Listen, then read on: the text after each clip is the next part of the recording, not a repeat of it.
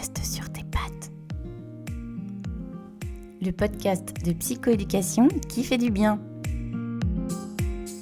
Bonjour et bienvenue dans l'épisode 4 de mon podcast Reste sur tes pattes.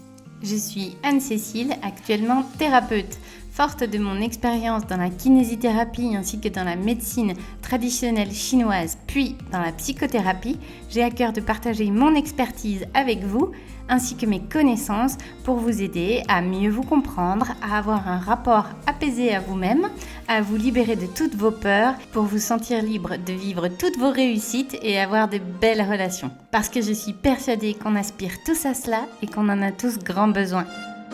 Aujourd'hui, dans l'épisode 4, je vais vous parler du monde des addictions, qu'on appelle en langage IFS, dans le système familial interne, les pompiers. J'ai très à cœur d'aborder les addictions du point de vue du système familial interne, parce que grâce à ce système, on peut très facilement comprendre tous les mécanismes sous-jacents qui poussent aux addictions. Et justement, l'une des choses qui me tient très à cœur dans l'épisode d'aujourd'hui, c'est de participer à faire changer le regard sur les addictions et tous les phénomènes addictifs. Aujourd'hui, en 2024, la société a encore un regard jugeant qui provoque beaucoup de honte et de culpabilité pour les personnes sujettes aux addictions, et ça ne fait qu'entretenir le phénomène addictif. Donc l'idée aujourd'hui, c'est de vous éclairer là-dessus pour que vous ayez un regard plus complet, plus global et que vous ayez plus de bienveillance, soit envers vous-même, soit envers les personnes concernées. Par ailleurs, étant moi-même hypnothérapeute, il me semblait important de revenir sur l'hypnose dans le traitement des addictions. Alors oui, traiter les addictions par l'hypnose, ça fonctionne, mais pas n'importe comment. Et on y reviendra à la fin de cet épisode. Alors, si vous avez écouté l'épisode précédent qui porte justement sur l'IFS, vous avez compris que à l'intérieur de nous, on a des trouilles qui ne sont pas guéries du passé, qu'on appelle dans mon jargon des tortues à l'envers, des exilés dans le langage de Richard Schwartz, et que ces exilés parfois remontent et nous causent de la souffrance. D'autres fois, on a de la souffrance qui nous vient de nos protecteurs. Il y a ces parts qui nous protègent de nos exilés pour éviter que les exilés remontent à la surface et qui nous créent eux-mêmes beaucoup de pression mentale. On a tantôt des managers qui nous disent que ce qu'on fait, c'est jamais assez bien, qu'il ne faut pas s'écouter, qui ont un attachement évitant, pour lesquels les émotions et la souffrance ne comptent pas. Il faut faire toujours plus, toujours mieux, toujours faire ses preuves. Et puis on a également des critiques intérieures qui nous jugent et qui passent leur temps à nous dire que on ne sera jamais à la hauteur, ça n'ira jamais, il ne faut pas faire confiance, etc., qu'on est vraiment trop nul. Face à ces différentes souffrances, on a donc parfois besoin d'une soupape et c'est le pompier. Je vous rappelle que le pompier a visé de traiter à la fois les souffrances du corps et les souffrances mentales. C'est une sorte de double soupape.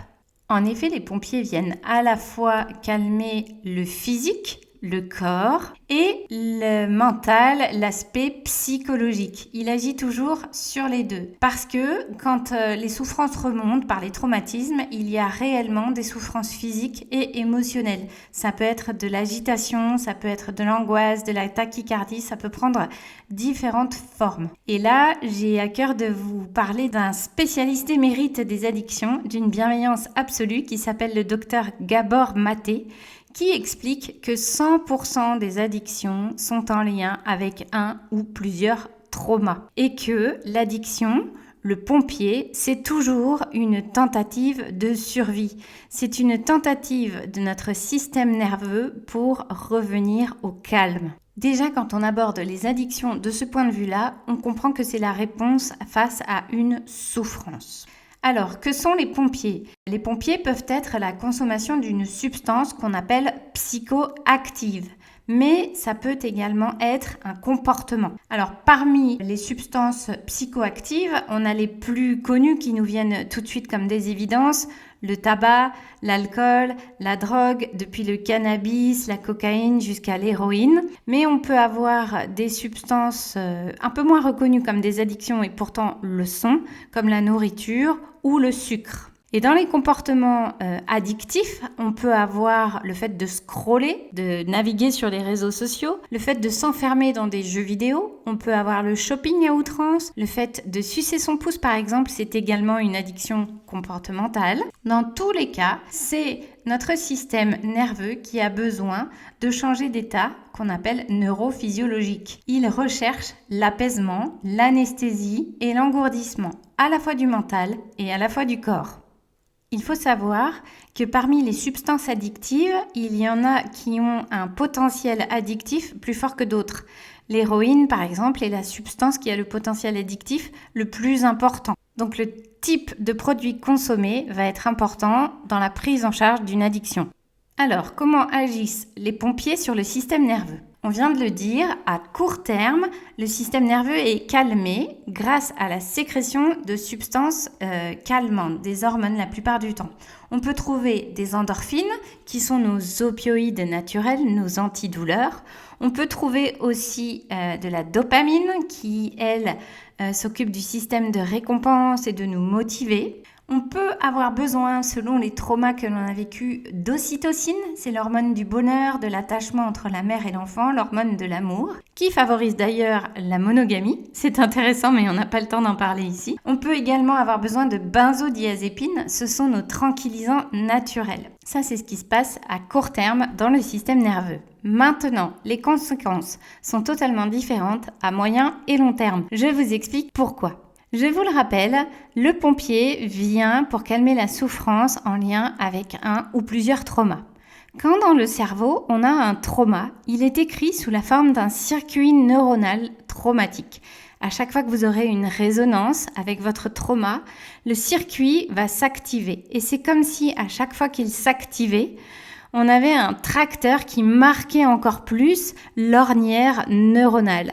Autrement dit, le circuit neuronal va se graver encore plus dans le cerveau à chaque résonance traumatique.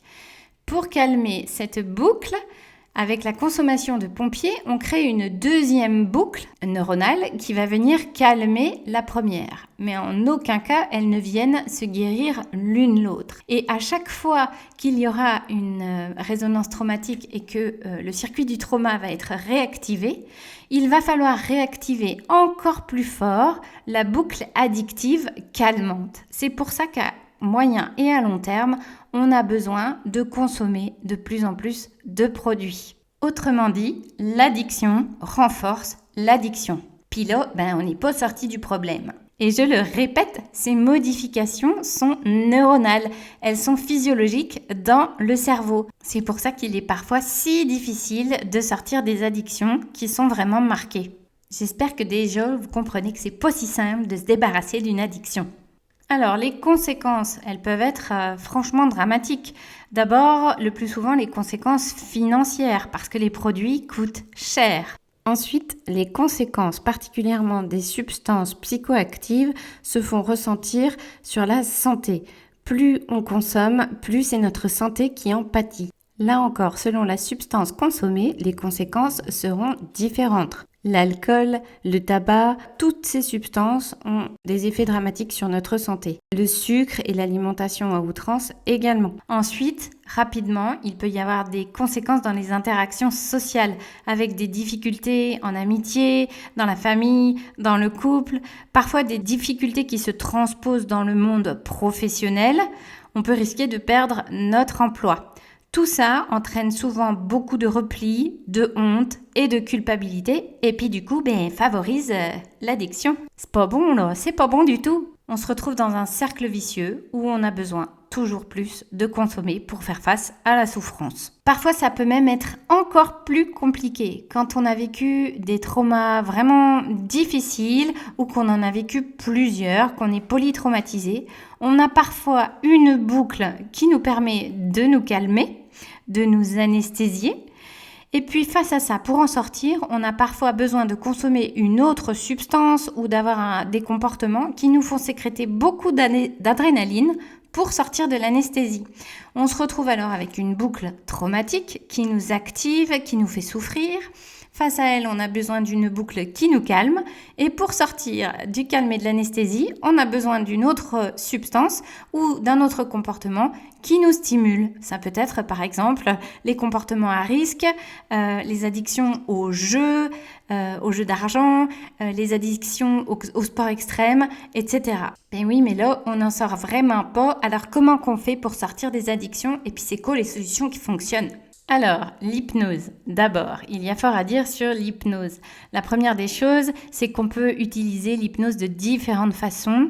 On peut aller voir les exilés pour les guérir à la façon de l'IFS et ça fonctionne tant que vous avez un lien sécure et une bonne alliance thérapeutique pleine de confiance avec votre thérapeute. Après, attention aux séances que j'appelle un peu magiques où on veut faire sauter votre pompier en 1 ou 2 ou 3 séances. Alors là, attention, danger. Si vous faites sauter la soupape de votre cocotte minute, vous risquez d'exploser, c'est-à-dire de décompenser avec des exilés qui remontent à la surface. Ou bien encore, vous risquez de changer de pompier, changer de soupape, changer de béquille. Dans ces cas-là, par exemple, vous pouvez arrêter de fumer et prendre du poids, comme il est avéré statistiquement pour un bon nombre de personnes qui arrêtent de fumer.